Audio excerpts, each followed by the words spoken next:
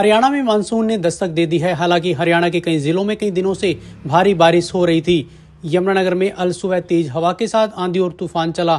इससे लोगों को गर्मी से तो जरूर राहत मिली, लेकिन यमुनानगर के सबसे पोस्ट इलाके हुड्डा सेक्टर 17 के लोगों के लिए यह तूफान दहशत बनकर आया। आंधी और तूफान से 40 साल पुराने पेड़ उखड़कर घरों के बाहर खड़ी कारों और दीवारों पर जा गिरे, जिससे कारें पूरी तरह से क्षतिग्रस्त हो गई और दीवार टूटकर नीचे की तरफ धंस गई। इस घटना से हुड्डा सेक्टर 17 के लोगों में भारी रोष है।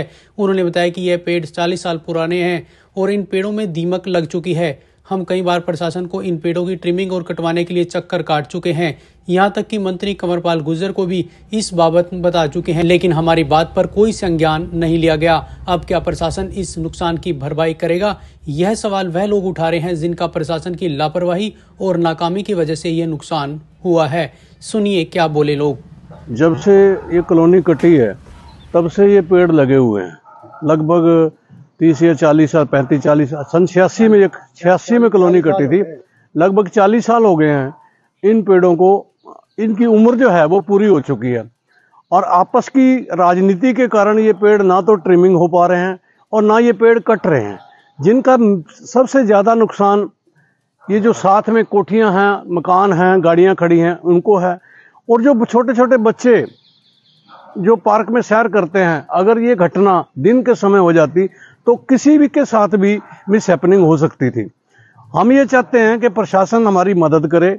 जो बंदे भी मतलब इस काम को करना चाहते हैं ईमानदारी से, बिना निस्वार्थ के, उनको इजाजत दी जाए और ताकि इसकी कम से कम इस हद तक ट्रिमिंग कर दी जाए ताकि ये पेड़ किसी के घर का नुकसान ना कर सके। वैसे तो इनमें इनकी टाइम पीरियड पूरा हो चुका है, जैसे किसी पेड़ का टाइम पीरियड होता है, तो इनको दीमक लगी हुई है। इनको कटवा दिया जाए।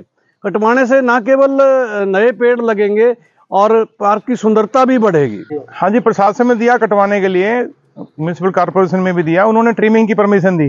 ट्रिमिंग करवाने लगे तो कुछ भाइयों ने ऑब्जेक्शन किया तो वो काम भी बीच में रुक गया। कहना कहते ये नुकसान जो हो रहा है, आज ये दिन का टाइम होता है, एक दो कोई ना कोई कैजुअलिटी हुई होती।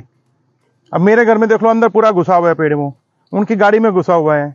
ये पेड़ थोड़ी सी डायरेक्शन चेंज होगी नहीं तो इनका नैयर साहब का घर ही पूरा डैमेज हो जाता। तो कुछ तो सोचना पड़ेगा ना प्रशासन को।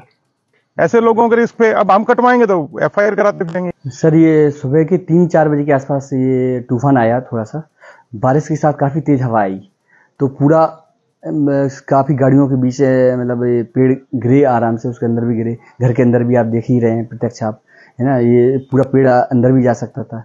लगभग ये देखिए आप 50,000 के आसपास नुकसान हो गया ये पूरा। और दूसरी गाड़ियों के अंदर ही भी चला गया, मतलब पेड़ पूरा गाड़ियों के अंदर।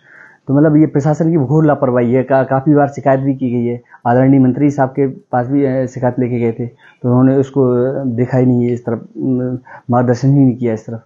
तो मैं प्रशासन से यही रिक्वेस्ट करूंगा कि पेड़ों का थोड़ा सा ट्रिमिंग कराएं, चाहे पेड़ यहाँ से थोड़ा सा 30 फुट के आसपास की ऊंचाई पे ही पेड़ रहें, जिससे जानमाल की नुकसान ना हो। अगर दिन का भी अगर ये समय होता तो किसी की भी जान जा सकती थी, है ना। और अंदर पेड़ भी देखिए आप, काफ़ी भरकम कम से कम 2 से 4 कुंटल के आसपास के पेड़ हैं ये, और गिरे हुए भी हैं, आप प्रत्यक्ष देख सकते हैं।